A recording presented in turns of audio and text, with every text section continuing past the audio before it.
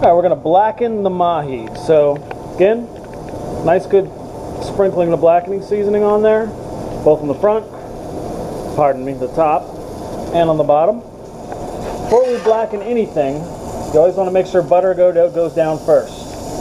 Don't want to put it on a dry surface, you'll end up burning something instead of blackening. So, butter's down first, piece of fish down on top of it, a little more of that, not butter, but a little more of that margarine right on top. You can see as you sprinkle it on there, it actually gets a little bit of margarine all the way around it. That really helps it cook faster and more evenly by helping communicate more of the heat into the fish. We're going to make the French market mahi.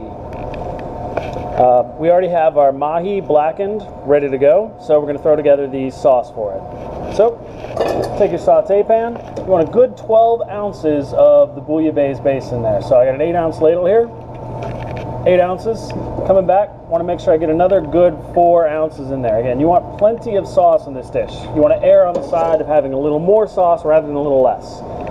3 shrimp and 3 scallops directly into the sauce. All this can be cold. You want this seafood to cook directly in there. You can see the onion, you can see the tomato, you can see the garlic, you can see the saffron. You really want that to cook and poach right into the seafood. So, take it over, put it on the flame. You can do this one all the way on high because we're not preheating the pan, we're not preheating the sauce. You want the protein to go in there cold. All of it's going to cook up together. This is going to take probably about 2.5 minutes to get everything hot and cooked through. By the time the sauce is hot all the way through, our protein should be done. We don't want this to be thick like a marinara or a pizza sauce. So our proteins are all cooked, but our sauce has gotten a little thick. Depending on the batch size you make, sometimes the thickness of your sauce can vary a little bit. That's going to be a little thicker than we want because we want it to be good and brothy. So, just going to hit it with a little bit of white wine, thin that back down, and it's important you get a lot of good broth into this dish. You really want it to be able to mix into the rice and everything. So, that's hot. Going to hit it with our herbs, 1 ounce of parsley and 1 ounce of green onions. Hit it with our scampi butter. And at this point, we don't really want to boil that scampi butter. We just want to get it hot all the way through. So, if you were serving this right away, you could leave it on the heat. If you were waiting on it, you weren't ready for it yet, you could stop at this point, just push that off to the side. The butter is going to melt all by itself in there nicely. Or, back to like I said, if we were going to just serve it right away, again, all we want is that butter to actually melt in there. Our butter has completely melted into our sauce.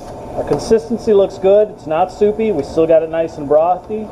So that's ready to go. We can turn the heat off on that. Grab our bowl. Take our rice. We want 8 ounces of rice into the soup cup. Smush it down a little bit. Don't mash it. Just get it so it will hold the piece of fish on top of it. Got that right there. I'm going to come back over. Grab our sauce.